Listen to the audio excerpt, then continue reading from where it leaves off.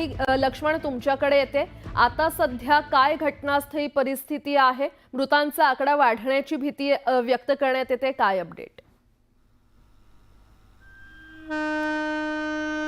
या सगळ्या अपघातामध्ये आतापर्यंत 13 लोकांचा मृत्यू झालेला आहे आणि या अपघातामधल्या मृत्यूचा आकडा देखील वाढण्याची शक्यता व्यक्त केली जाते। आपण हा अपघात नेमका कसा झाला हे थोडक्यात समजून घेऊया। आता ही माझ्या मागच्या बाजूला जी ट्रेन आपल्याला दृश्यांमध्ये दिसती, अशाच पद्धतीनं पुष्पक एक्सप्रेस जी आहे ती याच पटरीवरनं येत होती आणि या पटरीवरनं ही पुष्पक एक्सप्रेस धावत असताना अचानकपणे गाडीमध्ये असलेल्या एका व्यक्तीने गाडीमधली चेन जी आहे जी इमर्जन्सी थांब्यासाठी असती ती ओढली आणि त्यामुळे ही ट्रेन जी आहे ती याच स्पॉटवरती जागेवर थांबली। आणि जर आपण दृश्यांमध्ये बघितलं तर खाली पटरी आणि वरती जी चाकं आहे अगदी तीच चाकं आणि ही पटरी जी आहे त्यांच्यामध्ये अचानक ट्रेन थांबल्यामुळे घर्षण झालं आणि ते घर्षण झाल्यामुळे धूर जो आहे तो मोठ्या प्रमाणात बाहेर आला आणि हा धूर बाहेर आल्यानंतर या ट्रेनमध्ये पुष्पक ट्रेनमध्ये बसलेले जे लोक आहेत ते अशा पद्धतीनं मी ज्या ठिकाणी आता उभा आहे त्याची दृश्य बघतो, अगदी छोटी जागा आहे आणि या छोट्याच्या स्पेसमध्ये हे सगळे लोक जे आहेत ते उभे होते। काहींनी या पटरीवरती उड्या मारल्या आणि आता पुन्हा मी ही जी दुसरी पटरी आहे ती आपल्याला दाखवेल। हा जाणारा मार्ग आहे तर हा येणारा मार्ग आहे आणि याच येणाऱ्या मार्गावरती काही प्रवासी जे आहे ते थांबलेले होते आणि आपल्यावरती उपचार करतात, अर्थात त्या ट्रेनमधून उड्या मारून या सगळ्या प्रवाशांनी आपला जीव जो आहे तो वाचवण्याचा प्रयत्न केला आणि त्यानंतर या ट्रेनवर या पटरीवरती असलेल्या लोकांना समोरून ज्यावेळेला कर्नाटक एक्सप्रेस आली त्यावेळेला पळण्यासाठी कुठेही जागा नव्हती। आतमधली जागा जी आहे ती अगदी निमुळती होती। आता पुन्हा एकदा आपण बघूयात की माझ्या मागच्या बाजूला जी आता ट्रेन आपल्याला दृश्यांमध्ये दिसतीये अतिशय ब्लाइंड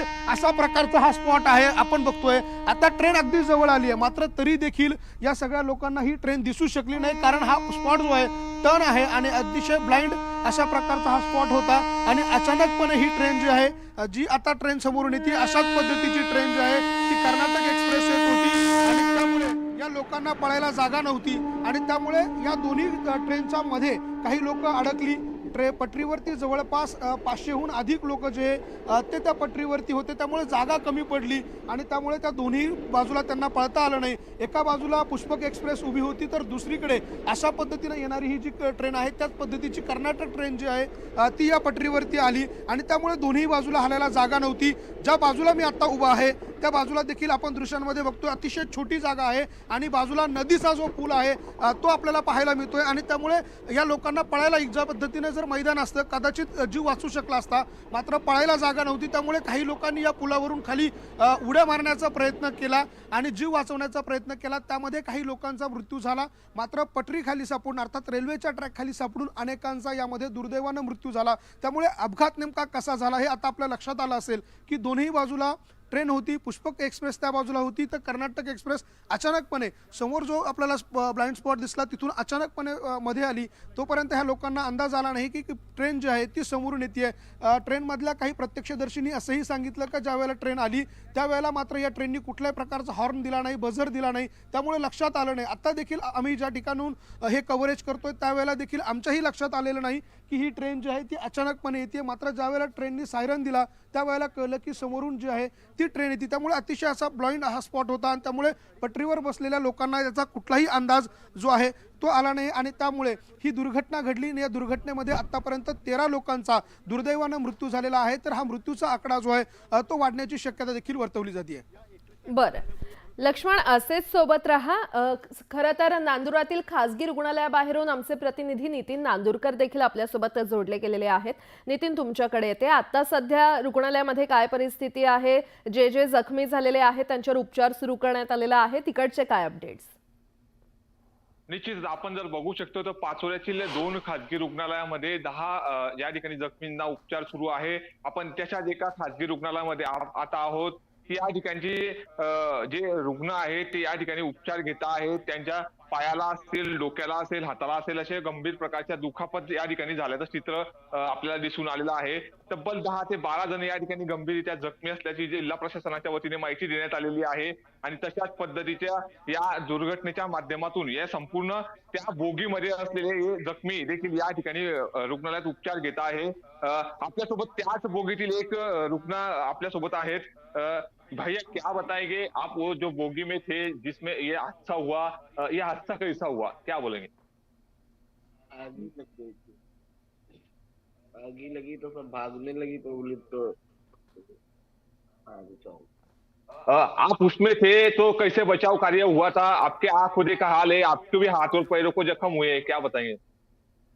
तो मैं भी भाग रहा था तो उसमें चोट लग गया। भागते भागते मैं भी दब गया था, ऊपर गिर गया। तर हे होते जखमी की ज्यांना पडता पडता त्यांच्या हातापायालाही गंभीर दुखापत झालेली आहे आणि अजून काही जखमी आपल्या सोबत आहे। आपण त्यांच्याशी बोलण्याचा प्रयत्न करूयात। भैया क्या बताएंगे, आप बोगी में थे, कैसा हादसा हुआ, क्या प्रतिक्रिया? हम लोग बैठे थे भाई, सो रहे थे उसमें, और उसमें हल्ला किया लोग कि आग लग गया। उसके बाद में सब लोग कूद के भागे। भागने के बाद में जो आदमी उधर ठहरे, दूसरी गाड़ी आके गई। उसके बाद में वो आके कम से कम 10-15 लोग को तो खंडर दिया, जान से मार दिया। उसके बाद में हम लोग को क्या लगा क्या नहीं लगा, हम लोग भी वहां से एम्बुलेंस में ला के यहाँ लाए दवाखाने में, तो वहाँ इलाज हुआ, सब कुछ हुआ है भाई। हाँ, तर आपण बघू शकतोय पाचोऱ्याच्या खासगी रुग्णालयात जर जिल्हा प्रशासनाच्या वतीने महसूलचे कर्मचारी देखील या ठिकाणी तैनात करण्यात आलेले आहे। प्रत्येकाचं चोख नियोजन उपचार या ठिकाणी पद्धतीने घेतले जाते आहे। जिल्हा प्रशासनाच्या वतीने संपूर्ण जबाबदारी या ठिकाणी घेण्यात आलेली आहे। 2 रुग्णालयामध्ये या ठिकाणी जी जखमी आहे त्या जखमींवरती योग्य असे उपचार सुरू आहे। काही गंभीर जखमींना या ठिकाणी अतिदक्षता विभागामध्ये देखील ठेवण्यात आलेला आहे आणि अशाच पद्धतीने जर जखमींवरती उपचार या ठिकाणी सुरू असताना दुसरीकडे हे जे पाचोऱ्याच्या परिसरामध्ये दुर्घटना झाली आहे ती अत्यंत भयावह दुर्घटना होती। आता आपण ज्यांच्याशी बोलले आहात ते स्वतः त्या बोगीमध्ये होते। आगीचं आपण जर बघतोय आग लागली अशा आशयाने या ठिकाणी जर बघतोय आग लागली, या घटनेमधूनच त्यांनी या संपूर्ण पळापळ झाली आणि त्याच्यातूनच या संपूर्ण दुर्घटना झाल्याचं चित्र या ठिकाणी दिसून आलेलं आहे। बरं, नितीन असेच सोबत रहा। सध्या जिल्हा रुग्णालयाबाहेरून आमचे प्रतिनिधी विजय वाघमारे देखील आपल्यासोबत जोडले गेलेले आहेत। विजय, सध्या तिथे काय परिस्थिती आहे? रुग्णांना सध्या उपचार देण्यात येत आहेत, काय तिकडचे अपडेट्स? या ठिकाणी रात्रीच 13 मृतदेह मिळून आलेले आहेत। म्हणजे मृतदेहांची जी स्थिती होती ती इतकी भयावह होती की या ठिकाणी पॉलिथिनच्या कॅरी बॅगमध्ये हे मृतदेह आणण्यात आले। त्याच्यानंतर डॉक्टरांनी शरीराचे वेगवेगळे भाग जोडून मृतदेहांची जुळणी करण्याचा प्रयत्न केला। 2 मृतदेह तर एवढे भयंकर होते की एकाचं शिर होतं तर धड नव्हतं आणि एकाचं धड होतं तर शिर नव्हतं। डॉक्टरांचंही म्हणणं आहे की त्यांनी उभ्या आयुष्यात अशा प्रकारचे छिन्न विछिन्न हॅलो विजय बोला, तुमचा आवाज पोहोचतोय। तर डॉक्टरांचंही असं म्हणणं होतं की अशा पद्धतीचे छिन्नविच्छिन्न अवस्थेतील मृतदेह आम्ही आयुष्यात बघितलेले नव्हते। रात्रीपर्यंत 7 मृतदेहांची ओळख ही पटलेली होती, तर उर्वरित मृतदेहांची ओळख पटवण्यासाठी डीएनए सॅम्पल घेतले जाणार आहेत आणि त्या डीएनए सॅम्पलच्या माध्यमातून मृतदेहांची ओळख जी आहे ती पटवली जाणार आहेत। नातेवाईक जे आहेत ते आज सकाळपासूनच जिल्हा रुग्णालयात यायला सुरुवात होणार आहे। जर नातेवाईकांनी मृतदेह ओळखले तर ठीक, अन्यथा वैद्यकीय क्षेत्रातील लोकांनी या ठिकाणी म्हणजे डीएनए सॅम्पल घेऊन मृतदेहांची ओळख पटविण्याची जी तजवीज आहे ती आधीच रात्री करून ठेवलेली आहे। बरं विजय, धन्यवाद या सविस्तर माहितीसाठी। तसंच लक्ष्मण आणि नितीन, तुमचेही धन्यवाद संपूर्ण आढाव्यासाठी। दरम्यान या दुर्घटनेसंदर्भात आता काही प्रतिक्रिया आलेल्या आहेत, आपण त्या देखील पाहूयात। महाविद्यालयामध्ये 15 मायनर इंज्युअर्ड आलेले आहेत, ज्यांना की किरकोळ जखमा आहेत आणि 12 डेड बॉडीज आमच्याकडे आलेले आहेत। तर त्यांची जी प्रक्रिया आहे ती सुरुवात झालेली आहे। 2 लोकांचं 2 कंप्लीट आयडेंटिफिकेशन झालेलं आहे। ज्यांचं आयडेंटिफिकेशन होणार नाही त्याच्यासाठी असलेलं जे डीएनए सॅम्पलिंग आहे त्याची प्रक्रिया सुरू आहे आणि कोल्ड स्टोरेजची सुविधा पण आहे। याच्यानंतर जर काही बॉडीजला जर दूर ठिकाणी न्यावायची गरज असेल तर एम्बाल्मिंगची सुद्धा सुविधा आहे।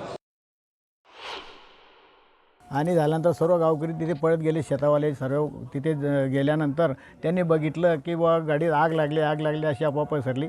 लोक एकाने चेन ओढली, लोक उतरायला लागले, कोणी उड्या मारायला लागले, बाकीचे लोक नाल्याच्या किनारी पडले, बाकीचे लोक दुसऱ्या ट्रॅकवर आले। तोपर्यंत दुसऱ्याकडनं परत गाडी आली आणि त्याच्यात चिरडले गेले आणि सर्व गावाच्या लोकांनी प्रेत काय असतील नसतील त्यांना मदत केली, सर्व कार्य केलं। एक मुलगी जी होती नेपाली होती, ती बोरिवलीच्या पुढे भाईंदरमध्ये तिथे राहणार. तिची सासू ॲक्च्युली तिकडच्या कर्नाटक एक्सप्रेस येणाऱ्या त्याच्यात उडी मारली तिने, तिकडे चिरडली गेली समजा. तर ती रडत होती, ती सांगू पण शकत नव्हती की माझा सासू आहे म्हणून बोलत होती. नंतर समजा ती सांगत होती की आता जाणार कशी आम्ही.